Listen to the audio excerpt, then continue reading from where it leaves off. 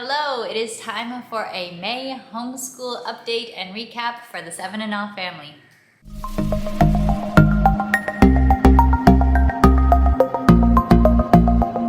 Hi, I am Rachel, and I do just want to thank you. Many of you saw my last video which shared our summer plans and a big life update that we are currently expecting a baby, our third, and I really want to thank you for the outpouring of love and congratulations, and for so many of you who've said that you're praying for me, praying for us and for our family. I just truly want to say I appreciate all of that so much. I appreciate the response to that news. Thank you. I'm gonna try not to start crying at the beginning of this video. That's way too early for the tears to start coming.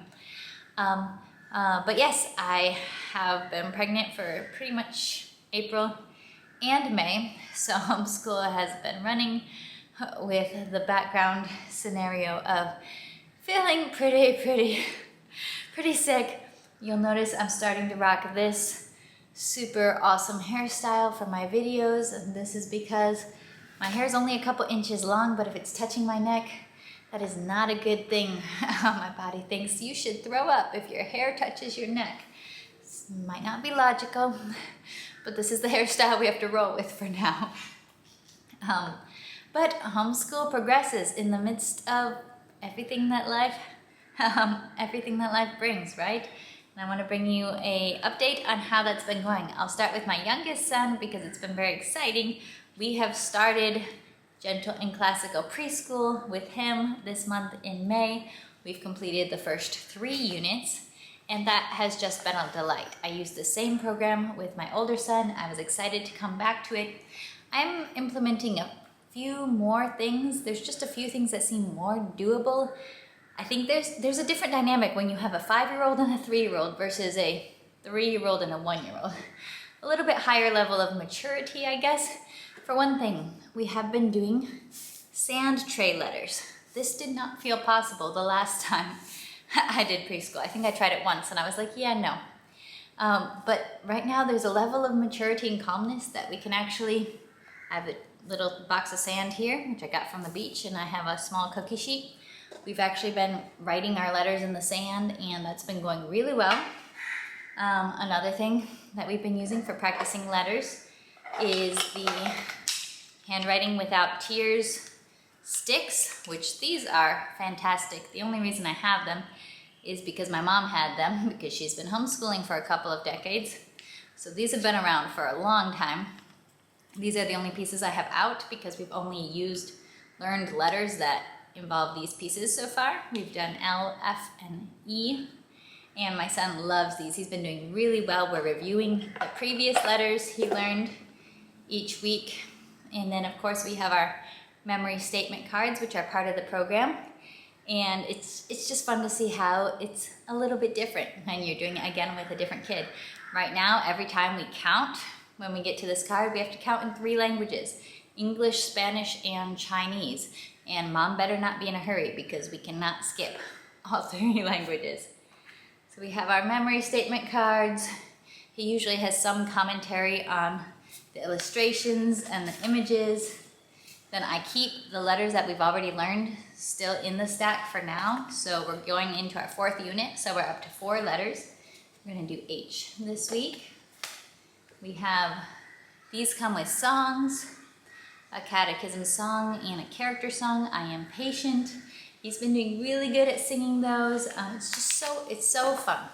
I think we started it at a really good time when he's verbal enough, he's interested enough, and just, it's been so sweet to get to have this experience with him. Now, for my oldest son, we are within the last couple weeks of finishing up kindergarten math with confidence, and also very close to finishing primer from Math, you see. But in his math, he's been working a lot on time, and also time concepts, upside down, like months of the year and days of the week. So my dad 3D printed these days of the week and months of the year tiles years ago for a totally different kid. But I remembered that we had them, pulled them out, and we've been able to move those around, and it's been fun to have some manipulatives for that. And on the topic of teaching time concepts, teaching days of the week, months of the year, I do want to insert a little bit of philosophy about teaching here. A lot of times you'll run into your math curriculum saying, okay, teach your child the months of the year today. And they might review it again, a couple more times. I just want to let you know, when you're told to teach your child the months of the year, don't necessarily expect that they are going to master that idea or any other idea that you're being told to teach them. Don't expect that they're necessarily going to master that in one session or even in a few sessions. There are just concepts like that, like remembering the months of the year, what order they go in, what comes before and after, that I feel like they just naturally take a while to sink in. They take a while to sink in of what comes before, what comes after in this day of the week. So your child might not grasp it when you first teach it. That's totally okay. It's going to come up again and again and again in these early years. You're going to have many opportunities to practice it. So go ahead and introduce it and go ahead and keep reviewing it and practicing it. But don't necessarily feel like, especially in these early years, you've got to see mastery. That's not what you get to determine. Your child will master it when they master it. And it might be really fast and it might take a little while. Some ideas take longer than others to sink in, and that's fine. We're here to teach. We're here to practice and review and provide opportunities. We're not here to decide when they master something. On the reading front, we are getting pretty close to the end of All About Reading Level 1. We've got about the last half of the third reader to go. And I'm really happy, really excited with the progress he's made in reading. We're reading these short, simple stories, but it's so funny to me because his ability to read is directly related to how much he is paying attention at that particular moment. Because there's times when he can read multiple lines almost fluently, just stopping once in a while to sound something out. And then there's other times when he looks at the word cat, which he's known for months, and he has to sound it out, and he sounds it out, and puts in a totally different letter in there. And he does that because his mind is just not on reading right now. He's thinking about his brother playing with the hammer over in the corner. So that's just a thing about when you're teaching young kids. You can often very dramatically see the difference between, are they focused and paying attention to what they're doing? You're going to see their performance be pretty high versus when they are distracted and they're just kind of going through the motions right now and pretending that they're doing the schoolwork. That's when you're going to see, why are you making these ridiculous mistakes? Like, is it that hard to pay attention for 2 minutes? Sometimes it is. It just is. That's part of this stage, but it's been really fun. With Spanish instruction for him, we're getting close to the end of level 1 of Llamitas. I really like this. He's really liked this. He loves the songs. He loves any recordings that he has to listen to. This has been a really good addition. I'm glad I added it. I think it's helped a lot with confidence and just, he responds well to worksheets. He responds well to this type of structured thing because it can be hard with a less dominant language to be like, okay, kid, just talk to me in your less dominant language, which would be really ideal and really good for them. But sometimes it really kind of helps to have that structure and that worksheet that forces you to think in your less dominant language, use your less dominant language, and we've liked that. Llamitas is going to be coming out with a level 2, which I will show you in a future video. I don't think my son's going to be ready for it right away when he finishes level 1 because of his age. So at the end of level 1, I'm gearing up for him. I'm going to go through La Patapita with him, which is a primer for learning to read in Spanish. He has some of the basic idea of syllables and reading in Spanish, but his Spanish reading is definitely not where his English reading is yet. So my idea is to work through this, and possibly my idea is to pull in my husband, the native Spanish speaker and the Spanish teacher, to take 15-minute sessions during his summer break to work on this with him. We'll see. But in my mind, that could be a great solution. We are continuing with our journey around the world with Beautiful Feet books. And this, we had finished China during April. and we'd started Japan. We finished now Japan and Thailand. And I'll just show you, we read more books than this for Japan, but I'll just show you a few of our favorites. Grandfather's Journey by Alan Say. I really wish that I would have been able to get my hands on more Alan Say books. I've read several, and none of them have disappointed. I've been really impressed with the books and the illustrations, but that was one good one. This is one, Manjiro, that was incredibly fascinating, true story.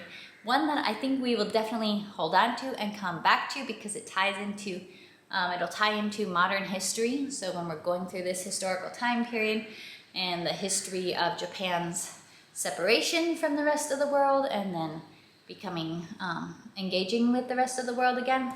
Incredibly interesting story. Engaged all ages, from the teenager down to the little ones. And then this was a story, pretty much any story with a tsunami makes me cry, but this is a story that involves a tsunami. It's based on a folktale, The Wave. So that was our books that we read for Japan. We also got to eat some delicious Japanese snacks, and we went to my favorite Japanese ramen restaurant. So good.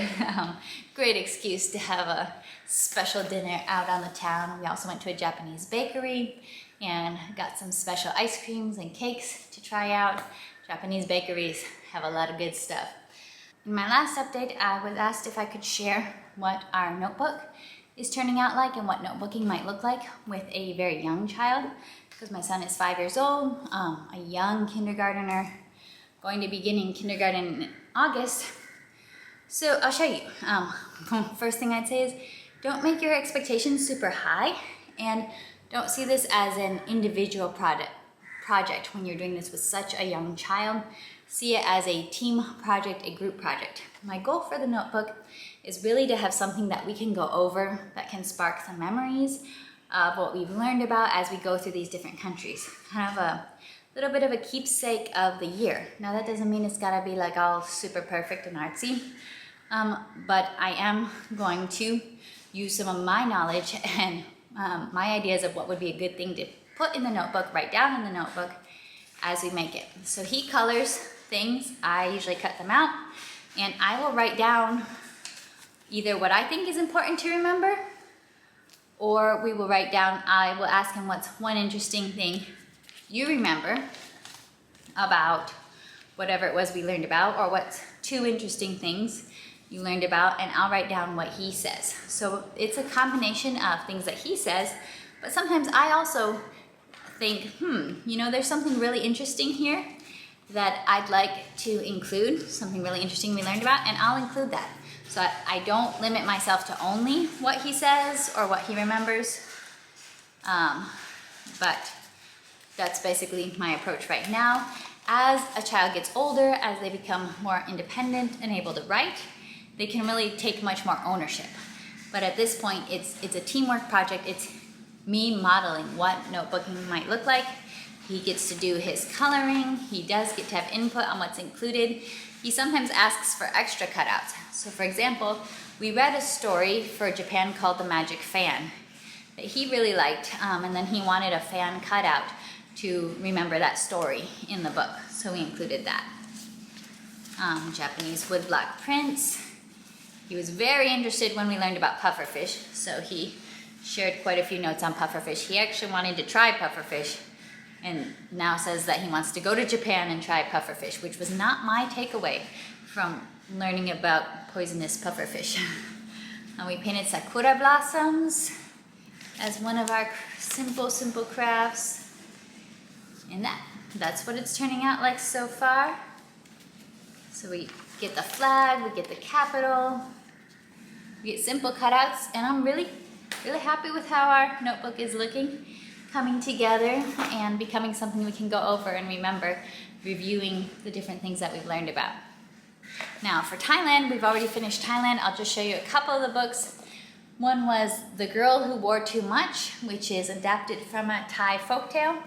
And one thing that was very interesting was that there's a note in the back of the book that says in the original folktale, the girl who in this version learns a lesson she actually dies in the original folktale, which really struck me and made it very memorable for me. But I'm just like, isn't that true? How many old folk tales and fairy tales from just about any culture are actually rather gruesome and often involve death? But I thought it was funny that in this version they changed it to just have the girl have an opportunity to learn her lesson instead of actually just dying, sadly. But that was an interesting one, and one that really engaged my boys. And also Hello Bumblebee Bat. My kids love animals, so this was a very fascinating one about a tiny bat that's native to Thailand. All right, that is my May update. Another very exciting thing from our month this month is that my sister, who has just finished her 3rd year of college, has come back to visit us for the summer, and we are absolutely loving that. She is such a delight. It feels like she belongs here, which she does. She lived most of her life here. But it's been just so wonderful to have her back. Because of all the rules about international travel, we have not been able to have many visitors come here in the past couple of years. But then this year, 2023, we've actually been able to have some family visit. That's been so nice, so encouraging to just get to see the people that you love and you want to do life with. And my sister's amazing. I might try to have her on this channel for a Q&A as a homeschool graduate, current college student, pursuing an art degree and pursuing an art career. She's an amazing person, but right now we're just loving having her here. Her little nephews love her, and we love her cooking, and she's just so much fun, so sweet. So that's been a really source of joy this month. And next month is June, and we'll see what that month holds for us. All right, I'll be seeing you. Bye.